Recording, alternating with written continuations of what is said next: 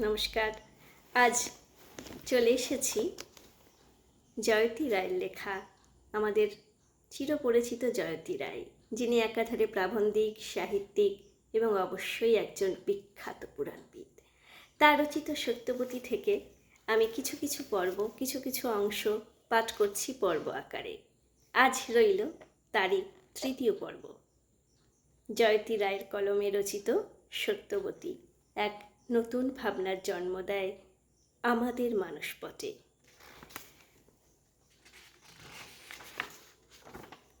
যতবার পাঠ করি মনে হয় যেন নতুন করে পাঠ করছি, সবটুকুই নতুনভাবে সমৃদ্ধ হচ্ছি পুনরায় আবার।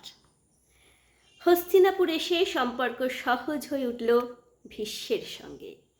বাক্যের বিনিময় কম হলেও কোনো কারণে দুজনের মধ্যেকার ভাবনার সেতুপথ অনেক মসৃণ, একে অপরকে বুঝে নিতে পারে সহজে। পারস্পরিক শ্রদ্ধাবোধ আছে। সত্যবতী লক্ষ্য করেছে তার পুরুষ চক্ষুরে নির্মল দৃষ্টি।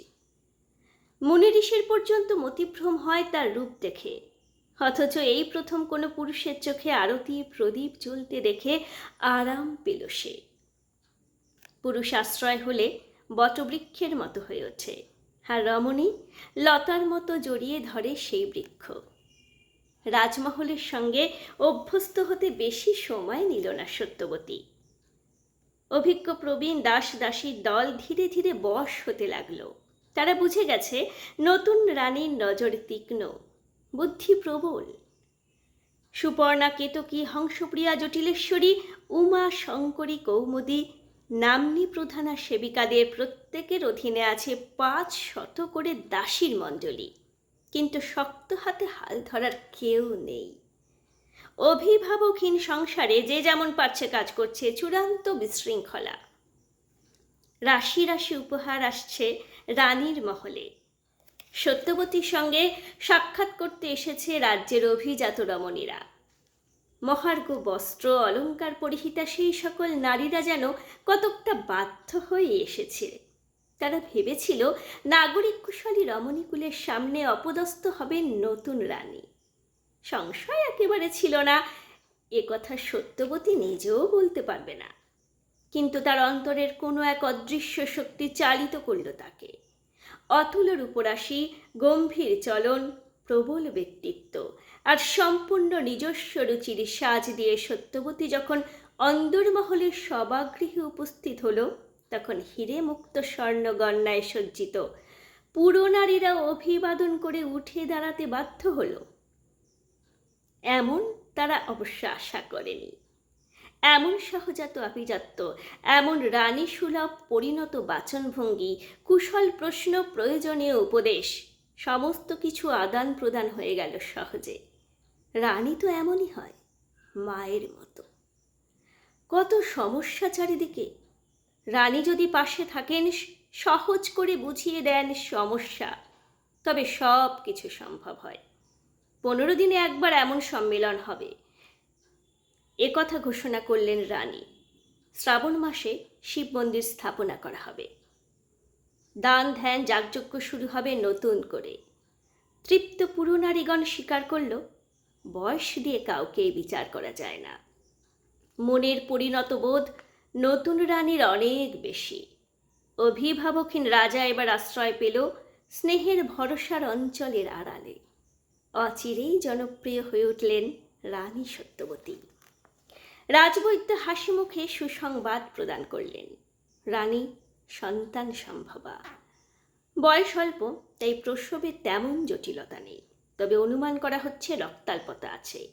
বৈদ্যরাজ নির্দেশ দিলেন যত্নের যেন ত্রুটি না হয়।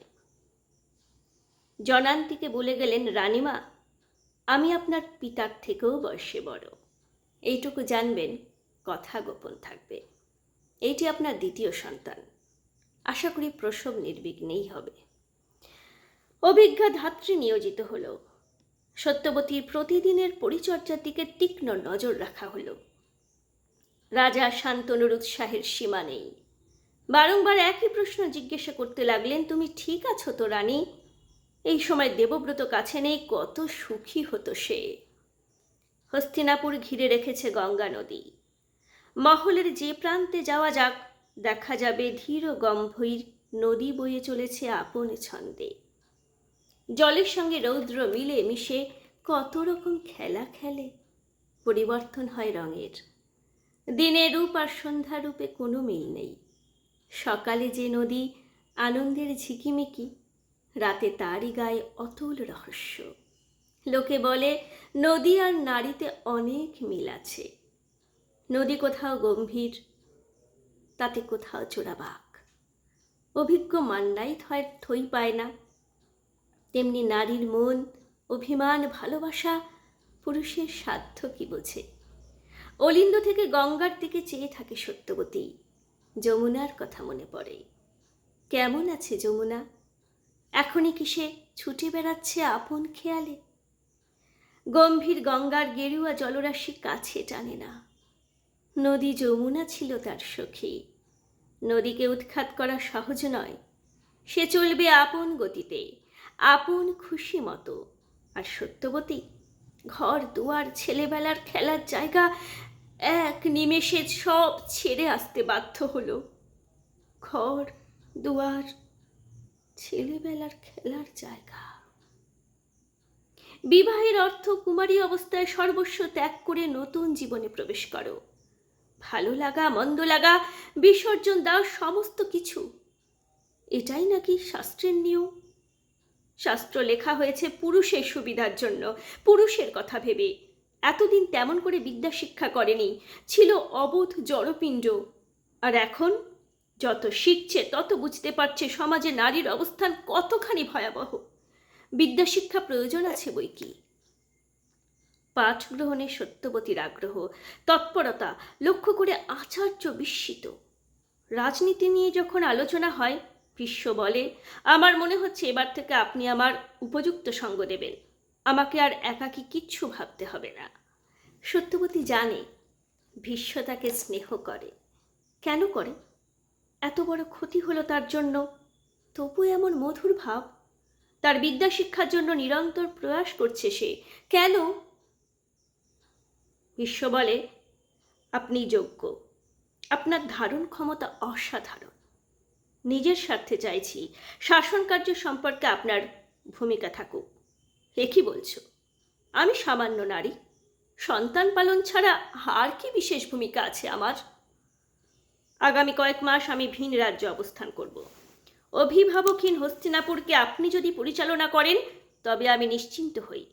আমার বিশ্বাস মন্ত্রী, অমাত্য, সেনাপতিদের আস্থা অর্জন করে নেবেন অনায়াসেই।